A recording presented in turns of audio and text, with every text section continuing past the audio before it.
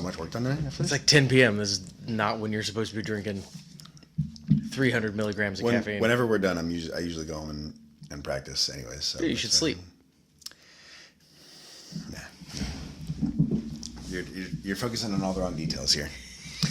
Hey, so longevity, prolonging my life. Yeah, I had an idea just because I've been feel like I've been letting you have it with all these old lyrics and stuff, an embarrassing thing. I feel like it's me letting me have it. Yeah, that's true. You did write them. Yeah. I didn't write these. It's obviously in your handwriting. But just to flip it, let's hear something good from Mitch. Besides lyrics, I was wondering if there was any moment in like football or wrestling that you were like most proud of, that you just like destroyed it. Like, I was immediately suspicious of your intentions of starting. No. I started on. Okay, absolutely not. This is just to make Mitch look good now. Football, not so much. I never really did anything that good in football. I was a center, so like snap the ball and then win in the quarterback's hands. It was good. Wrestling, I remember when I first started, they didn't teach me how to wrestle. They just like put me on the team and sent me out. So we were in this little room where there was a wall like a foot away from the edges of the circle, where the mat where you're wrestling. Right. Yeah. And I saw it and I just charged a guy into it when he was like trying to sprawl while I was trying to take him down, and I was like, whoa, and I just like instinctively just threw him into it. And that was when the coach nicknamed me the Animal, and it stuck for forever. That was what it did, huh? Yeah, because they were like, you're like a wild animal. I was like, nice. I don't know, man. I just wanted to put him down. Nobody told me what to do. Awesome. I definitely know not to throw them into walls. I know that's a rule. But, yeah. I guess you found that out afterwards. Yeah. But no, I didn't do anything all that spectacular in sports at all. No, weren't you on varsity like pretty quickly on both though? Yeah. I mean, that's impressive. I was good enough that they let me join the teams. Yeah. Have we even said that Josh was like a really good wrestler on this podcast? Josh was an amazing wrestler. Yeah, he was like the best one on the team. Josh the Wash. Josh the Wash was the best wrestler out of all of us. Yeah, it's pretty nuts. But I mean, he was wrestling people that weighed like 115 pounds. I'm pretty sure he was in the 98-pound category. Oh, he's a little guy. Well, I couldn't beat him, but one time I beat him. So the only thing I had over everybody, Josh was a fantastic wrestler, Josh the Wash. But so I couldn't beat him. He would get behind me every time and score all the points. So I was like, this motherfucker. But I knew I was bigger than him. So this one time I just grabbed him by the shoulders and pinned him down like this and waited until the time was up, and that's how I beat him. I should just do that every time. Literally just and you're done. I remember I joined and he was like the lightest weight, and that was when I like really started reconnecting with him too. Really? Yeah. Nice. But he was the lightest weight. I joined. I weighed freshman year of high school. I weighed as much as I do today, pretty much. You were trying to do that though for football. I was trying to push over 200 pounds. Yeah. And finally made it at 36. But yeah, I ended up going the opposite direction. So I started I was wrestling at 191, I think was the weight class. Yeah. And then by the end I was 152 or whatever we both were. We were both in the 60s, and then we both dropped to 50s, and then I started taking Adderall and I dropped to the 40s. Yeah. Enhancers. However you want to call that. Yeah. But yeah, all right. We were really big time athletes. I think it is the point we're trying to make. Yeah. And people shouldn't mess with us because we're super scary. You want none of this. You don't want the smoke. Neither of us have been in a fight during the podcast yet, have we? I've never been in a fight in my whole life. Not to spoil the future of the podcast at all, but I'm not in any of these fights. I have. Well, it's because people know not to mess with me because I'm so scary. I'm terrified. All right, guys. Well, hey, we are. Wait 1 second. Sorry. This is the Remember the Times podcast. I'm Mitch. This is AJ. Don't mess with either of us. Resume. So we had to. We decided to break last episode into a part 1 and part 2. To recap, we found out we were going on Warped Tour. We had to start getting ready for Warped Tour, so we had to pick a new name. We had to figure out how to buy merch. We had to figure out how to make a CD and actually create the artwork. And we had to figure out transportation. Still a lot of work left over to do, but we are now into June 2007. We have 3 gigs on this episode. And then we're also going to tell you how we also finished up for Warped Tour. Yeah. So We said we are AllurA now, right? We did say that. Yeah. We said we talked about deciding to become AllurA. Okay, so we became AllurA. We have not actually played as AllurA yet, but so our first time post SBNC was actually, I don't know if you remember, we did this. We played my girlfriend at the time's little sister's birthday party. I do. And I think we got paid $100 to do it. Oh, I don't remember that. Well, I mean, at the time we had to. I think we were scratching and scrounging for everything every penny. So we didn't really the money all just went into one pot. Yeah. We were like, we'll take whatever. We need literally. I think we needed like 15 grand to get everything. Yeah, that's ready. how we figured it out. Yeah. Like, oh no. So we happily did that. I don't really remember too much. I know she was like a big fan. That's why she asked us. And I think we played Crazy Train. And that sounds right. I do remember pictures of this. I see it. I'm sure I can find them on Facebook. But so that was our first show. We didn't really say we were AllurA. We just played. But that's kind of a good. We didn't really advertise it. No. But that's kind of a good segue. So that was our first show, and then we had to figure out how to get 15 grand together to buy the merch and everything else that we had to make sure the van was okay, everything else that was going on. So that was $100 right there. Dude, we're already well on our way. $14,900 to go. It would have been cool. We should have done one of those thermometers. Yeah.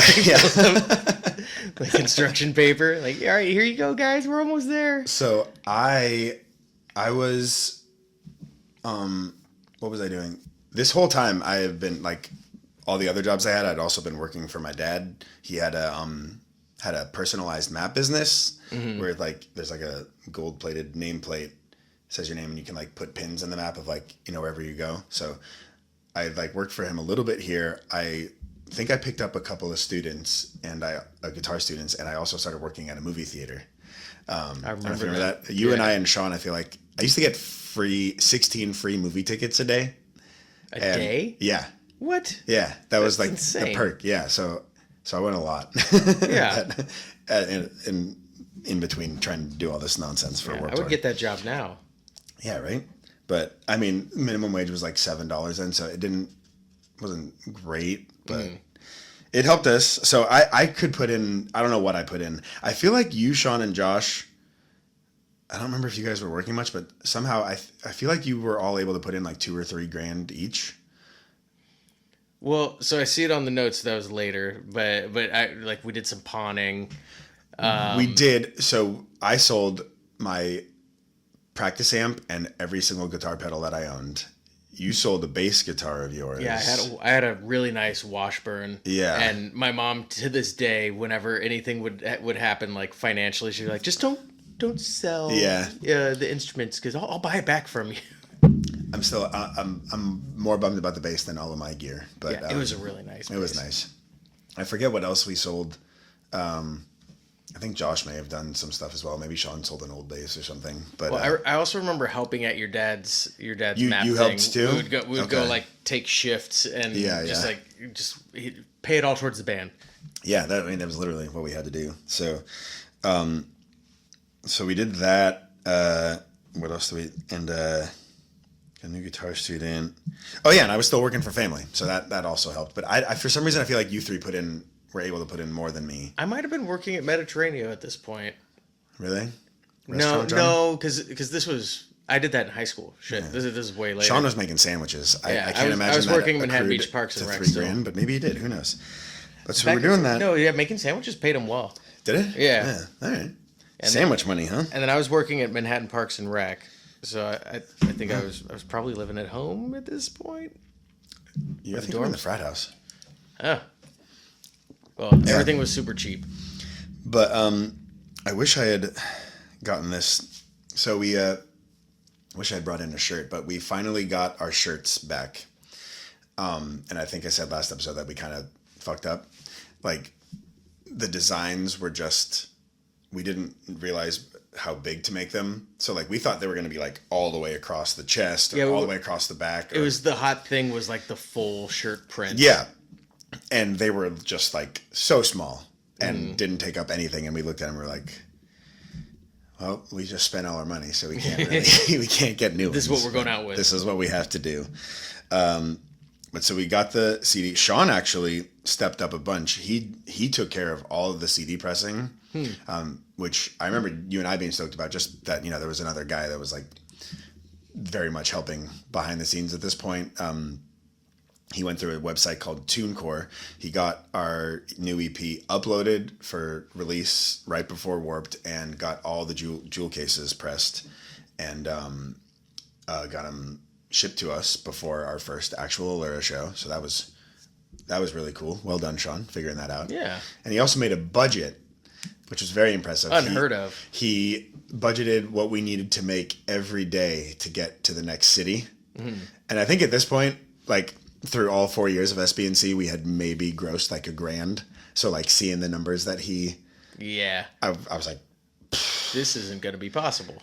Oh yeah, by the way, we weren't getting paid to do this tour. Yeah. The money would strictly come from CD and merch sales. From merch sales. So that was another thing that forgot to mention last one. Yeah, so the gas was out of our pocket. Yeah.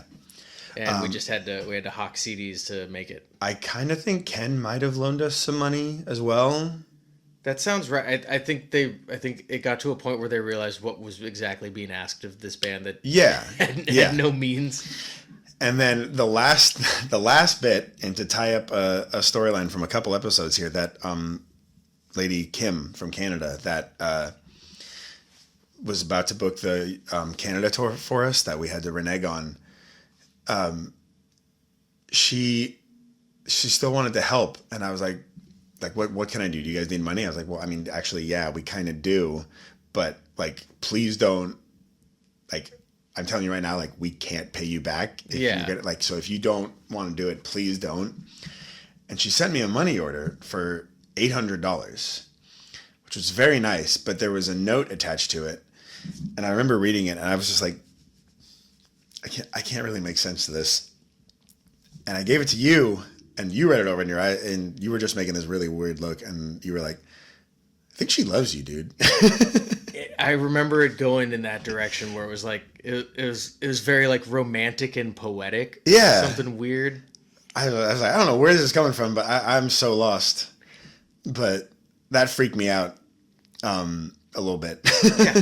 Well, because it was out of nowhere too. We chatted a little bit like via MySpace or whatever. Yeah. But it was kind of all business. She had never said anything weird. And then it was like, here's $800, and by the way, like you're the light of my life. Yeah. Yeah. So I was like a little nervous that we were gonna like potentially run into her in the summer and stuff as well. But so that's how we got another 800. So however we needed all the money to get all this done, we made it work. Another thing we wanted to do is we all wanted to look our coolest for this tour. Obviously. So you got a mohawk. Yeah. Yeah. I remember that. And it was like a ritualistic shaving of a mohawk at Shane's house. Is that what it was? Yeah. There's still pictures of it where it was like a bunch of people were there. We were all like having beers and like in the middle of a bunch of people getting my head shaved into a mohawk. Like, wow. Send our boy off to Warped Tour. You and I had already started getting tattoos, and I think Chris had a couple as well, but we all the rest of us, I was hell-bent on getting snake bites before Warped Tour, which is my two lips. As you can see right now, I have two piercings in my lips still, but Josh and Sean decided to come along as well and get their ears pierced with me at the tattoo shop. Danny Cups, he owns Envy body piercing on 190th in Inglewood now, if you guys are in the area and need any assistance there. He's done basically all my piercings. Did he do yours as well? No, I don't think so. He was always at Liberty Tattoo, and I talked to him a lot there, but I don't think I ever got any piercings because I only got the two. I had my lip done at one point. Right. Well, so I mean, I always wanted them, but that was born of like we have a lot of tattoos from the same artist, Damien Valiant. But whenever he was like running behind, I was like, Danny, wanna let's get another one. So that was kind of my ritual there. But anyways, so all of us went to the tattoo shop, and I was hell-bent on getting snake bites. Those two got their ears pierced, and I ended up getting my lip pierced 5 times in one day. Jesus Christ. Yeah, it was really bad and painful. So you can tell I don't like to, normally there's a ring and there's a ball that you like seal it off with for the ring, and I don't like putting those in. So I got both done at the same time, and then I drove home, and there's like a little space where the ball should be. It rolled back and healed over in the back. Nice. So I had to drive all the way back, and he pierced that again. So that's 3. Put a ball in this one, but not on the other side. And when I got home, this one had rolled back and healed over. So I drove all the way back, got it pierced for a 4th time, and my lips swelled up so much he couldn't get the jewelry through. So I had to sit there for an hour, let my lip heal again, and then he pierced it again. That's how bad I wanted snake bites for this tour. And anyone else would have just stopped. Yep. And it didn't even work. It got the side that got done 3 times got never healed properly, and I had to take it out even before we left for the tour. Fantastic. So it's just a fucking waste of money and time. But where did you go for that one? Was that Venice? No, Liberty. Oh, that was Danny. That was Danny. Okay. Yeah. No, through no fault of his own. That was 100% my fault for not doing that. But yeah, that was a little embarrassing. And then, all right, so we had the merch. And then to wrap up another storyline, we were finally going to play on the Queen Mary for, this was on June 16th. So it was like 2 weeks before we leave for Warp. We were going to open for Killswitch Engage, My Chemical Romance. And in listening back to that radio interview we did, there was also supposed to be like Fall Out Boy and one other really big band, Alkaline Trio. Yeah, obviously they were all going to be there. So too. it was going to be fantastic. Yeah, it'll be those 4 bands and us. Yeah. Do you want to, before we get to the show, do you want to tell us what happened here to the headliners? I wish I could. I just remember it not working out the way that it was promised. Yeah. So it was promised that all those big bands are going to play. Not to say that these bands are not good bands to open for, but they're not at that level. And like the 2 weeks before, it was like, oh, so you're actually opening for Zebrahead and Mickey Avalon. I was like, yes. That's not cool, but like, those aren't the bands that we've been promised for like months. So it wasn't nearly as cool as we thought it was gonna be. But it's like this was our first AllurA show, all this stuff, and to lead it up, I got really sick leading up to the show. Do you remember that at all? Mm-hmm. So keep in mind, I'm 20 here. I got shingles, which is not supposed to happen until you're like 50s. I don't know if I was just like excited and or freaked out or something. Your 5 lip piercings in one day. Yeah, or that, skin irritation can do it. So that might have triggered it. But I was like dying until like the day before the show, until I couldn't even stand up for like 3 days until like right beforehand. So that was kind of a rough, I made it. Like unsure if we're going to actually even do it. Play the show. Yeah, play the Queen Mary. I was going to be fine for Warped, but we didn't know I didn't even know if I told you guys that this was happening because I like couldn't talk or anything. I was like so messed up. So that was bad, but I made it. And we got to the show. I don't think anything, like a lot of people came out and we sold a ton of merch. So that actually helped get us ready for Warped as well. Do you remember anything happening on that show that was that exciting? No, I remember. That was a big show for us. It was a big show. I remember driving in with all of the gear. And yeah. like, that was our first time like doing a big proper load in at like a festival yeah, type deal. So yeah. they're like going in through the like, whatever, the work entrance. And they're like, we're right this way. And we're like, oh, we're one of the bands. And they're like, oh, okay, you can go this way. You guys are at this stage at this time. It was all very like hectic and we're flying through. And then all of a sudden it was over. But I do remember we sold a whole bunch of tickets, which was why we were permitted to play for the most part. Yeah. And yeah, a bunch of friends came out because it was like right down Long Beach. Yeah, a lot of us went down early so we could like do like the tour of the Queen Mary and stuff before that. I don't know if you were able to. I know Josh, Sean, and I did, and a couple of buddies of ours. But so that was just a wild first one. So that was like the first time we were like, we're AllurA. So this was number 1, June 16th. 2007. And then a lot of it was just getting ready. We had one more show on June 20th, also in Long Beach at the Vault. Yanni just wanted us to get one more show in beforehand. He just asked, like, do you want to do like a warm-up for Warped? We actually might have gotten paid So that kind of helped with everything as Yeah. well. It wasn't like the greatest show in the world, but it was at the Vault. Remember that? The Vault Yeah. 316? I think it's the only time I played that. That was a dope venue, though. It's I believe there's a speakeasy attached to it now, and it's like it's still a club kind of deal, but it was an old bank in downtown Long Beach. That's what I call it. That's what I call the Vault. Yeah. And it still had the bank vault attached to it, so it had the big like door with the spinning gears and shit. Yeah. Oh, crazy! That's awesome.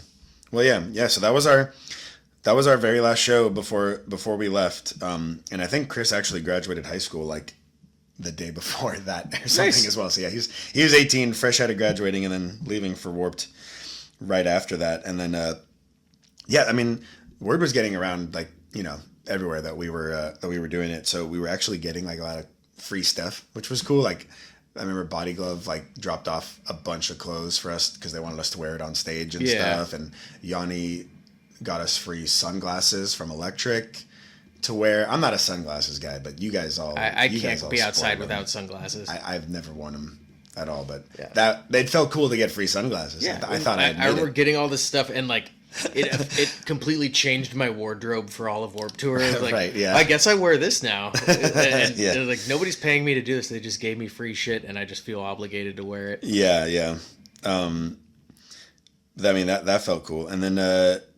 So, oh yeah, Sean also, this was really cool with Sean. So there's a local newspaper called the Beach Reporter, and Sean set it up that he would have a column every of the 8 weeks that we were gone, and he basically just like filled the article was just filling everybody in. I do remember that. It was on like what diary happened to from us. the road. Yeah. He had a laptop, and he would just send in an article once a week and just fill us in on what happened to us. I wonder if those are still out there somewhere. I bet Sean's got them. I think I have a copy of every single one. Oh, nice. So yeah, I'll put those on our socials as well, You should or at just least a couple of them. use them to set up the episodes. I While you're Fuck, I overused. should probably go through that. Yeah, you have historical documentation Yeah. of what happened on those days. Way sooner than 17 years of my memory. So Yeah, don't share those things. Those are for us to now tell everybody during the podcast. yeah. Oh yeah, I do remember that. Oh, that's interesting. Damn, I got to look at those. That's a good move, Mitch. We also Work smarter, not harder. Yeah. We also had to pick a roadie for the tour. Realized we were gonna be driving and selling our merch and playing and moving all of our stuff. Yeah. So it was an 8-week deal, 2 months. So we needed to find somebody that was going to do it. That was free for the summer. Alec, who actually did the CD templates and everything for the last 2 albums of ours, really wanted to do it and totally deserved to, but he could not drive. I think he was 17 and he wasn't driving yet. Mm-hmm. I felt really bad telling him no, but it was just like we needed somebody to drive because Chris couldn't drive. Yeah. And I was driving, but I'd never driven around the country before, and my eyes suck.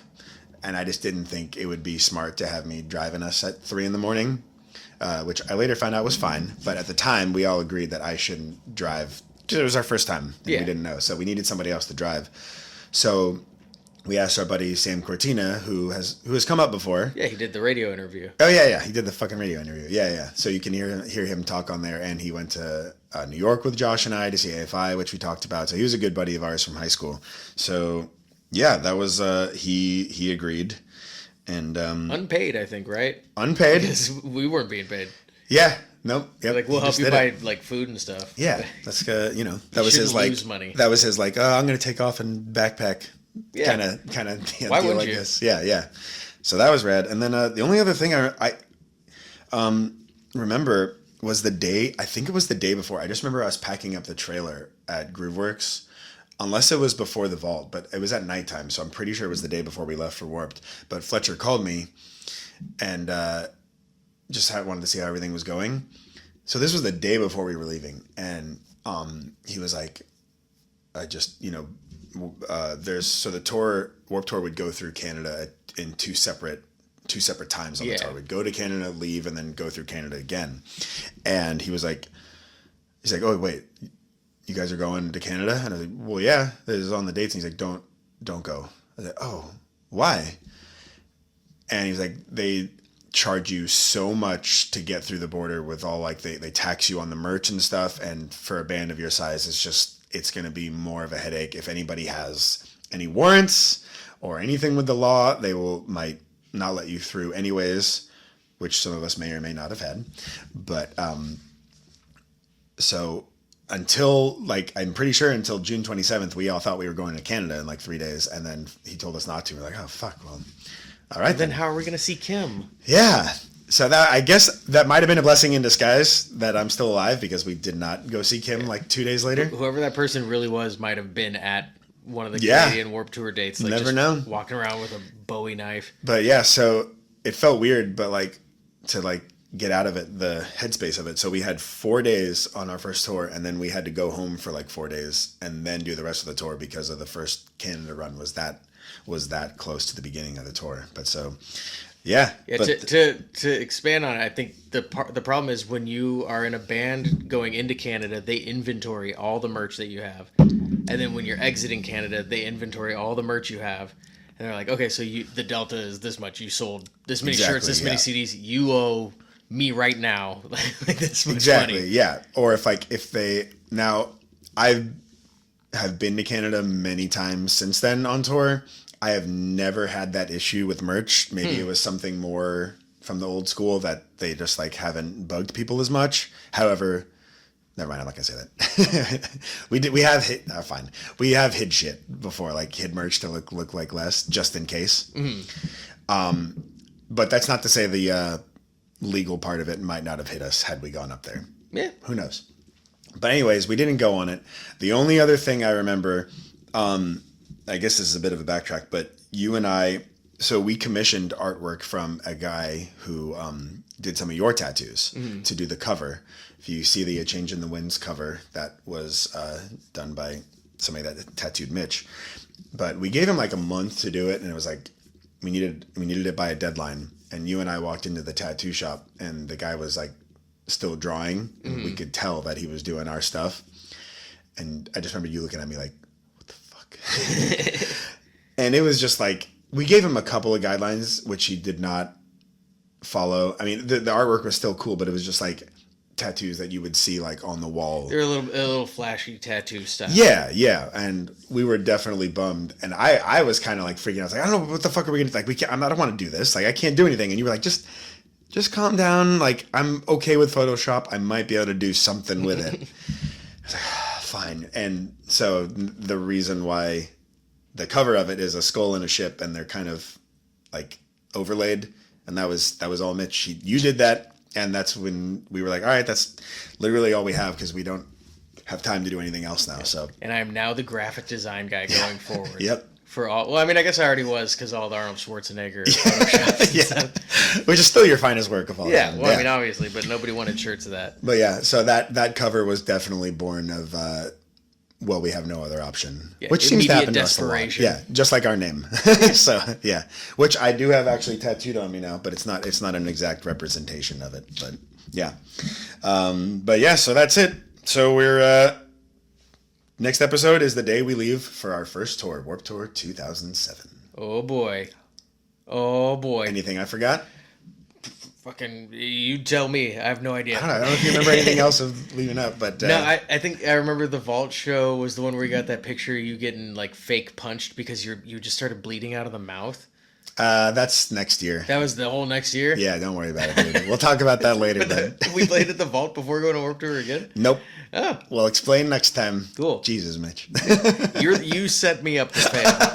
Like, what did I forget? It's like you have fucking an entire page of outline. Like, I don't know what you forgot. I got 4 bullet points. Yeah. All right. Well, I just try to jog your memory, but anyways, there's no memory to jog. Tomorrow, we're not children anymore. It gets real. It gets real fast. You'll find out about it in like 2 weeks. Oh, buddy. All right. Well, thanks for checking in. Bye, guys. See ya.